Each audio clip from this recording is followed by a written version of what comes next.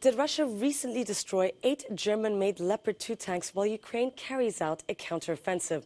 That's what the Ministry of Defense in Moscow announced, claiming this black and white grainy video is proof. Take a look.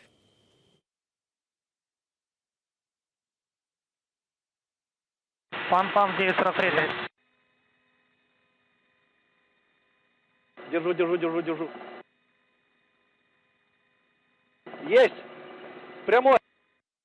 But almost immediately after this video was posted on social media, multiple Twitter users as well as military experts cast doubt on its authenticity. As a reminder, Leopard 2 tanks are some of the most advanced and powerful military vehicles out there.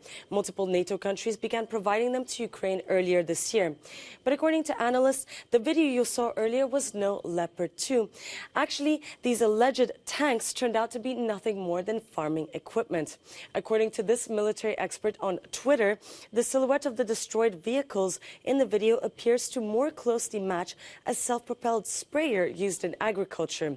This weapons expert, also on Twitter, showed that the vehicle struck by the Russian military missile has 4 wheels, while Leopard 2 tanks have continuous tracks like a bulldozer and are also low-lying.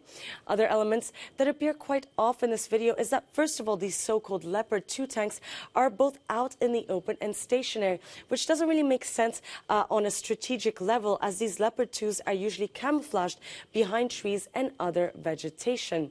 And in the longer version of this video published by the Russian Ministry of Defense, we can hear one of the operators saying, and I quote, "Let's try this out on these," which could imply this was merely a military test. And even prominent pro-Kremlin channels spotted this inconsistency, mocking this as a piece of poorly executed propaganda.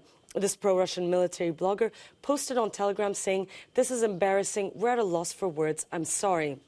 The boss of the mercenary group Wagner, Yevgeny Prigozhin, who has been clashing with Russia's top military officials, even mocked the ministry's claim that Ukraine's counteroffensive has been stopped by the Kremlin.